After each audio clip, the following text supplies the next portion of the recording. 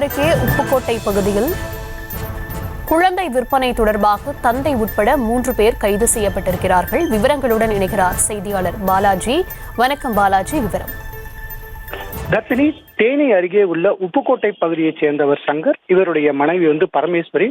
இவர்களுக்கு பார்த்தோன்னா கடந்த 35 நாட்களுக்கு முன்பு ஒரு ஆண் குழந்தை பிறந்தது.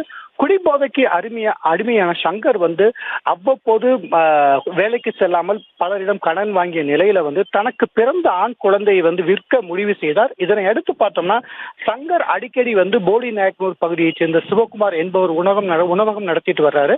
அந்த உணவகத்துக்கு சென்று சாப்பிடுவது வழக்கம். அதன் அடிப்படையில் அதன் ஏற்பட்ட நட்பின் காரணமாக சிவகுமாரிடம் தனக்கு குழந்தை உள்ளது என்றும் இதனை வாங்கிக் கொள்ள விருப்பமா என கேட்ட நிலையில சிவகுமாரின் உறவினர் ஒருவருக்கு பல ஆண்டுகளாக குழந்தை இல்லாத நிலையில சிவகுமார் அந்த குழந்தையை வாங்க முற்பட்டார். சுமார் 1 லட்சம் ரூபாய் பேரம் பேசப்பட்ட நிலையில முதற்கட்டமாக 80,000 ரூபாய் பணத்தை சங்கரிடம் ஒப்படைத்து குழந்தையை பெற்றுக் கொண்டார். இது தொடர்பான அந்த பகுதி மக்கள் குழந்தை நல அலுவலர் மற்றும் வீரபாண்டி காவல் நிலையத்தில் புகார் அளித்தாங்க.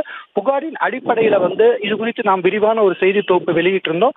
இதன் அடிப்படையில காவல்துறை இன்று குழந்தையை தேடி மதுரை மற்றும் போடி நாயக்கனூர் பகுதிக்கு சென்று நேற்று நள்ளிரவு 2:30 மணி அளவில் அந்த குழந்தையை மீட்டாங்க.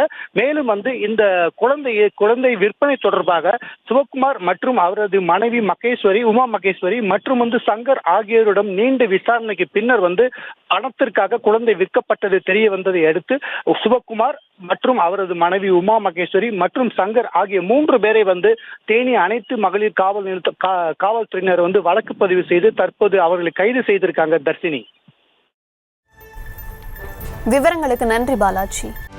செய்திகளை உடனுக்குடனும் துல்லியமாகவும் தெரிந்து கொள்ள சப்ஸ்கிரைப் பண்ணுங்க.